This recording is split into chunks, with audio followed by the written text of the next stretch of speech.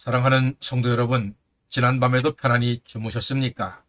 2021년 1월 13일 수요일 새 아침을 주신 하나님께 감사드립니다.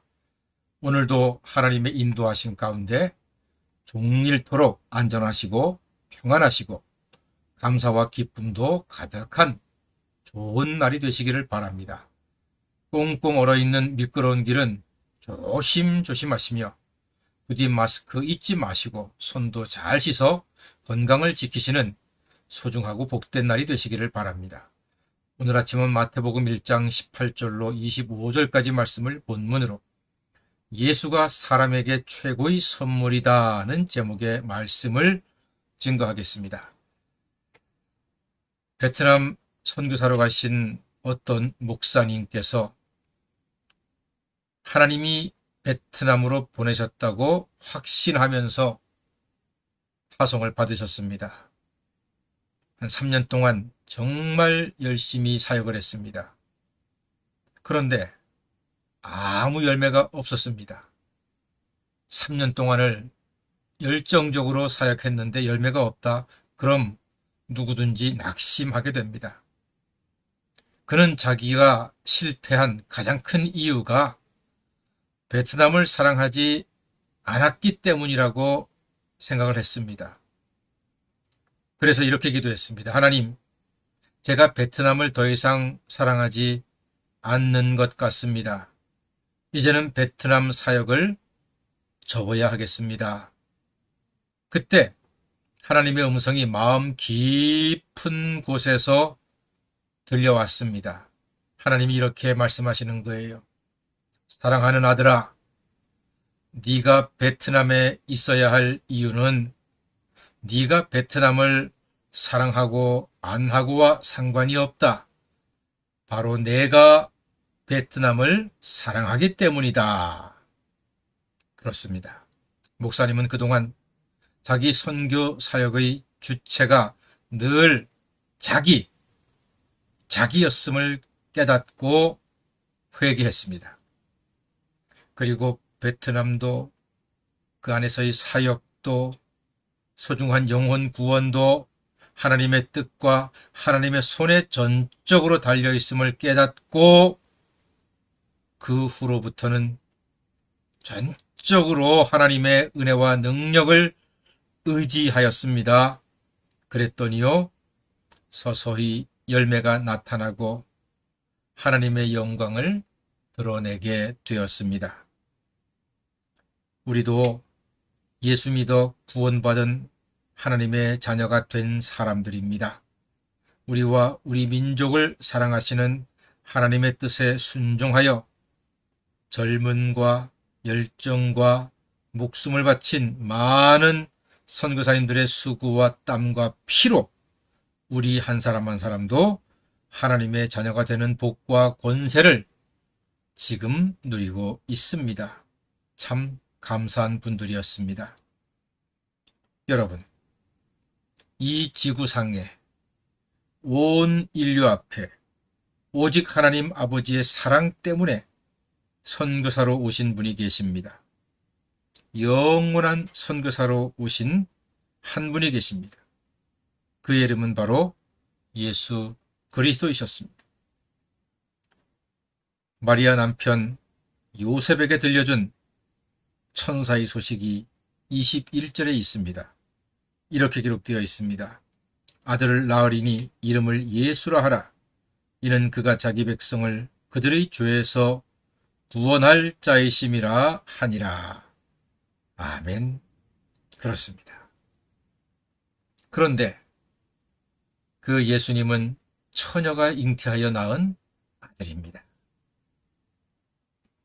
왜 예수님은 동정녀, 즉 남자를 모르는 처녀의 몸에서 출생하셨을까요? 이유는 자기 백성을 자기 죄에서 구원하기 위해서라고 말씀합니다. 여러분, 구약 성경에서 제사의 원칙은 흠 없는 일련된 수컷 양을 제물로 바치는 것이었습니다. 죄가 없는 깨끗한 양을 제물로 바쳐서 사람의 죄를 씻을 수 있었습니다. 이것은 하나님의 원칙입니다.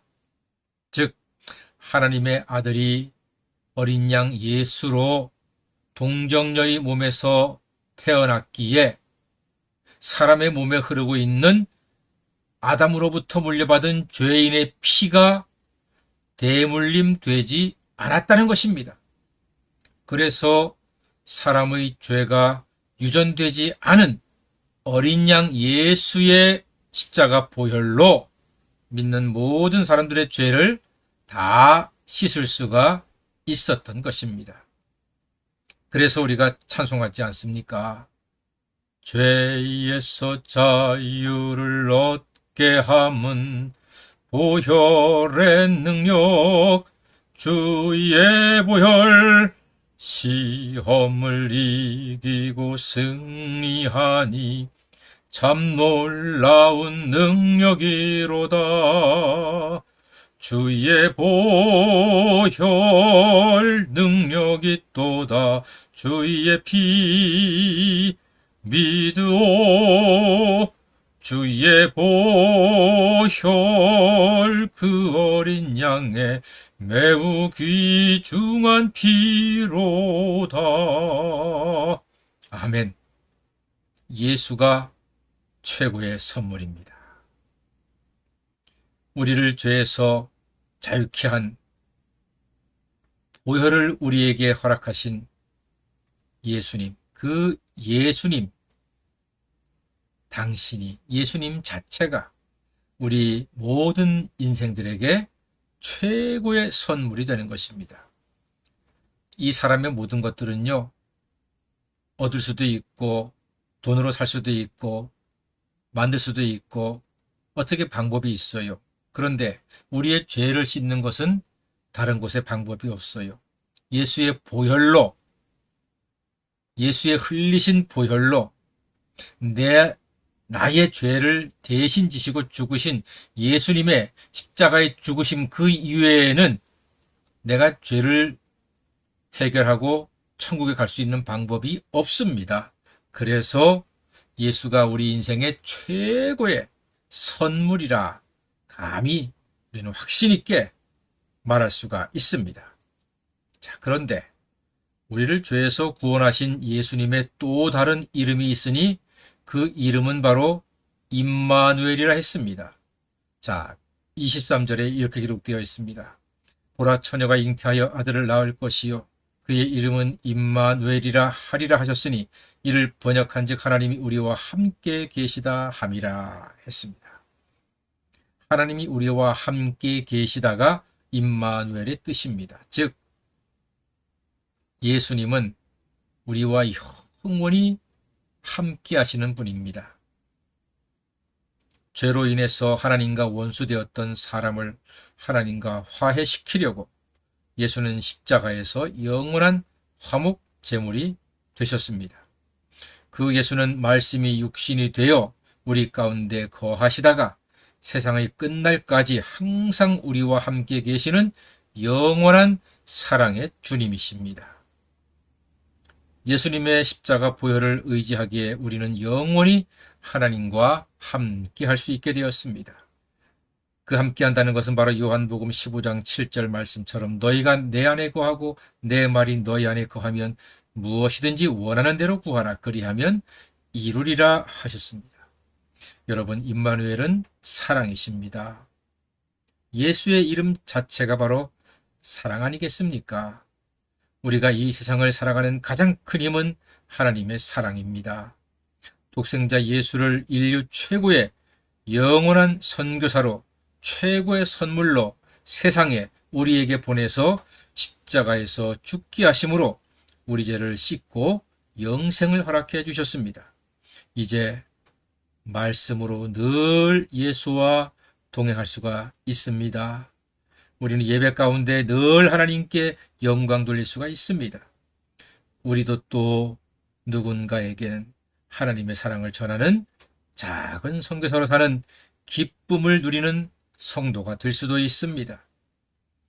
어쩌면 우리는 가정의 선교사요, 시댁의 선교사요, 직장의 선교사 역할을 감당할 수도 있을 것입니다. 하나님의 뜻과 능력과 은혜로 사랑의 열매를 많이 맺는 예수님의 뒤를 이어서 사랑을 나타내는 여러 가지 모양의 선교사로 오늘도 하나님께 영광 돌리시는 우리 모두가 되기를 주님의 이름으로 간절히 축원합니다. 아멘. 기도하겠습니다.